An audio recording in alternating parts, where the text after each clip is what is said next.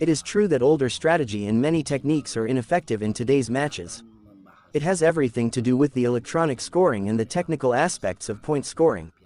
People do not want to commit to a risky technique for risk of losing a point. For example, in Beijing, Sarah Stevenson of Great Britain and Chen Zhang of China, a point was missed causing Stevenson to lose, and then later reversed allowing her to go on to win bronze when using video. If Stevenson had used a more aggressive technique, the point might have counted, this even before 2012, in 2008 because the scoring was done analog with electronic backup. Do you remember the Angel Matos vs Armin Chilmanov match? The ref called against Matos for taking too much time to recover from a foot injury, and in anger kicked the referee in the face.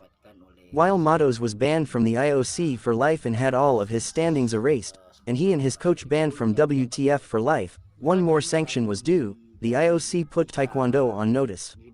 Fix the sport so this won't happen again, or you won't come back in 2012. Enter electronic scoring. 2012 was a technological disaster, although an improvement over analog scoring, and 2016 proved very mature. But this changed the way fighters fight, strategy and techniques change. Now, traditionalists say, we're left with foot fencing, a pejorative to the sport. Fighters will do anything to keep the opponent's weapons from touching the electronic scoring. That's because before, perfect technique scored a point, because of subjective scoring. Today, all a fighter has to do is just throw a foot somewhere, and no matter how it lands, it counts, as long as the electronics detected the pressure. So it's common to see a foot used as guard, to protect against the quick front leg kick. Now you have three elements in guard: left hand, right hand, and one foot. With the foot up in guard, it's less common to see many kicks, because you lose the element of having 2 feet on the ground which enables you to move, turn, and/or jump. That's why you can see today's fighters and say, what the heck was that kind of a kick? Or, if I'd kick like that, I'd never get promoted to the next belt, and so on. One of the problems of 2012 Olympic scoring was that fighters discovered that some areas of the chest guard were easier to score than others.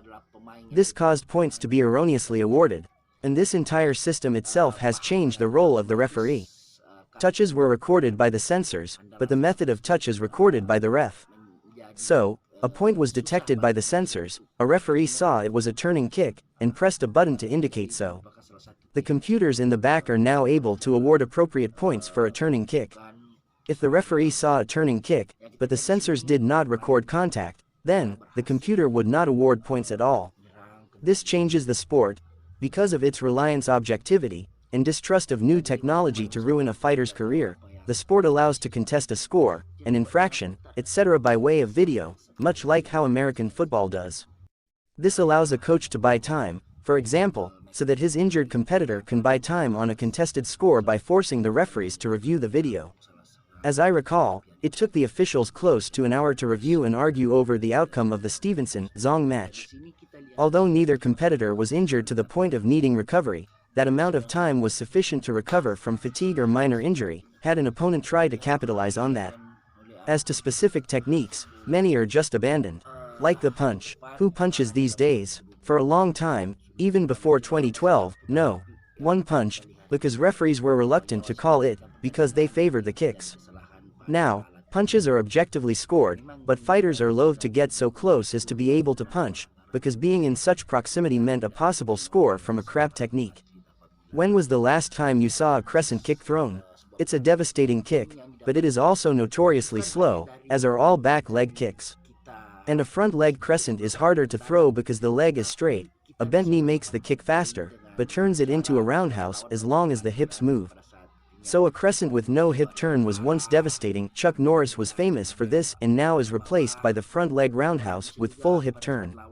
The crescent kick was left out of favor for a long time, 20 years, at least, before I started to notice people weren't using it much anymore. The reason was the development and efficient use of new kicks. The crescent kick is a much older kick, and can be seen in older forms. Take X7, anyone, but no form has a front leg roundhouse in it. In fact, take a look at all the kicks in all the forms. There is only front, side, crescent, and roundhouse kicks. Only two Pumse have an advanced variant. Chongquan has a jumping turning back leg crescent, and Ilio has a stepping flying side kick. and Chongquan is a 7th Dan form, and Ilyo is a 9th Dan form, and the best of the best Taekwondo Olympians are only 4th Dan. Steven Lopez is 4th Dan, despite, only, being the winningest Taekwondo fighter in the world. Koryo has a double side kick, but they are 2 kicks, not a single kick, and one of them is too low for WTF rules.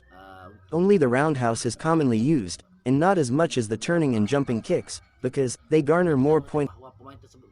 I hope you liked this video. Thank you for watching. See you at the next video. Paha kanannya otomatis